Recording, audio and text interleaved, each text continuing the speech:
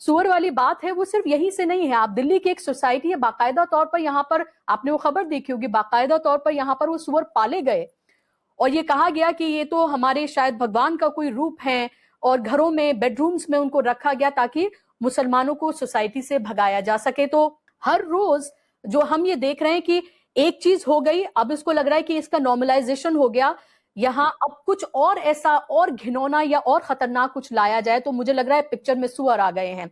मेरा सवाल लेकिन ये है कुणाल आपसे, क्योंकि आपने हिंदुत्व पॉप नाम की ये किताब लिखी है, मुझे लगता है कि हर किसी को उसको पढ़ना चाहिए टू अंडरस्टैंड कि कैसे इस कल्चर के जरिए हिंदुत्व को नॉर्मलाइज गानों उन सब के जरिए जो है वो किया जा रहा है।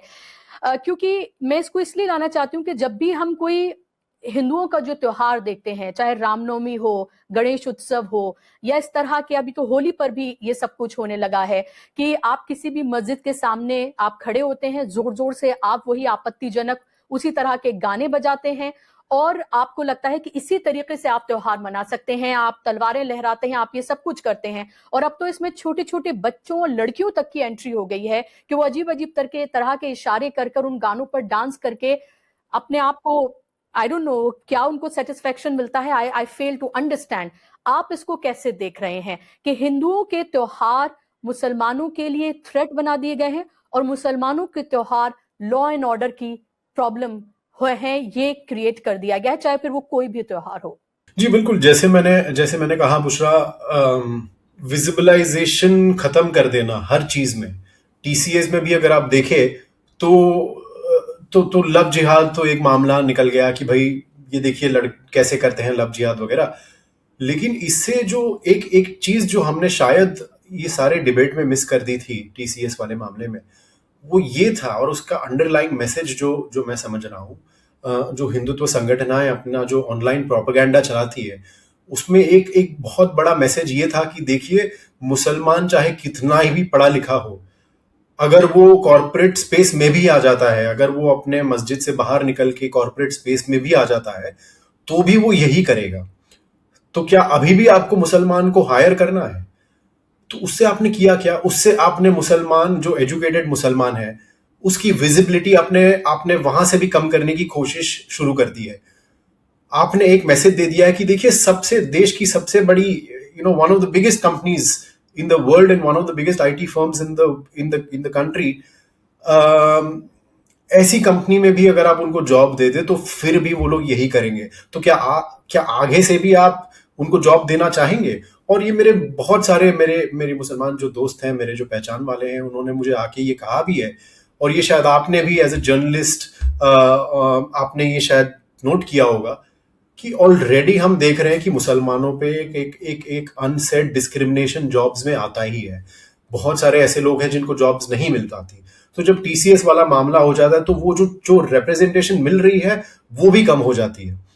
तो हर स्फीयर में, चाहे वो पब्लिक स्फीयर हो, चाहे वो, आपको याद होगा कुछ साल पहले यूपीएससी जिहाद, कि यूपीएससी में मुसलमान बच्चे इतने ज्यादा क्यों आ रहे हैं। आपको कुछ समय पहले ये भी याद होगा कि जम्मू एंड कश्मीर में एक मेडिकल कॉलेज थी जहां बहुत सारे मुसलमान बच्चे थे और हिंदू बच्चे कम थे।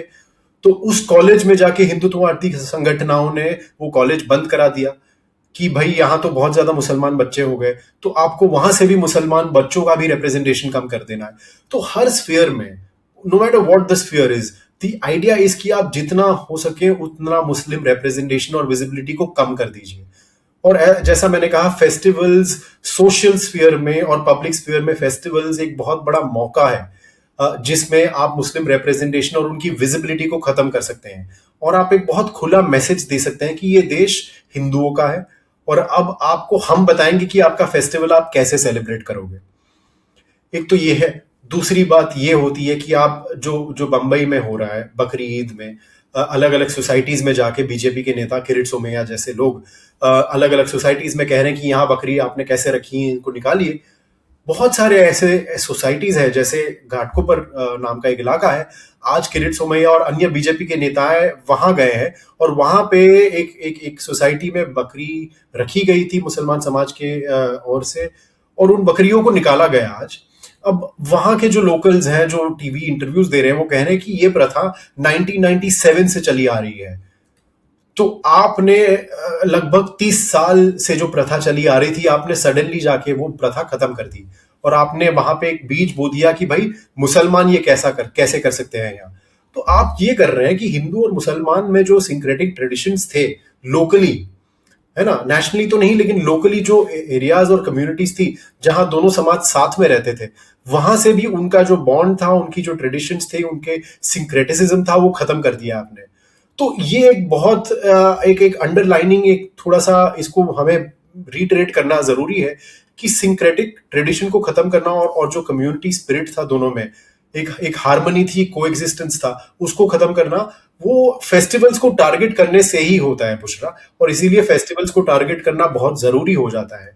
मैं अक्सर कहीं, जैसे मैं महाराष्ट्र में कई गांवों में घुमा हूं, अलग अलग देश के अलग अलग गांवों में घुमा हूं, वहां वहां ईद पे भी ये ट्रेडिशंस होते हैं कि दोनों समाज साथ में आए। वहां होली में, दिवाली में भी अलग अलग दोनों समाज साथ में आते हैं। तो ये को एग्जिस्टेंस को खत्म करना एक बहुत बड़ा हिस्सा है हिंदुत्व का, क्योंकि जब तक ये को एग्जिस्टेंस खत्म नहीं होगा तब तक आपका प्रोपेगेंडा कोई खरीदेगा नहीं, आपका प्रोपेगेंडा कोई मानेगा नहीं।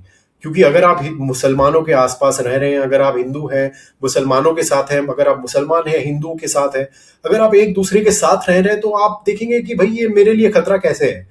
जो जिनके साथ मैं पला बड़ा, जिनके साथ मैंने बचपन बिताया, स्कूल गया, कॉलेज गया, मेरे अच्छे दोस्त हैं, वो आज सडनली खतरा कैसे बन जाते हैं।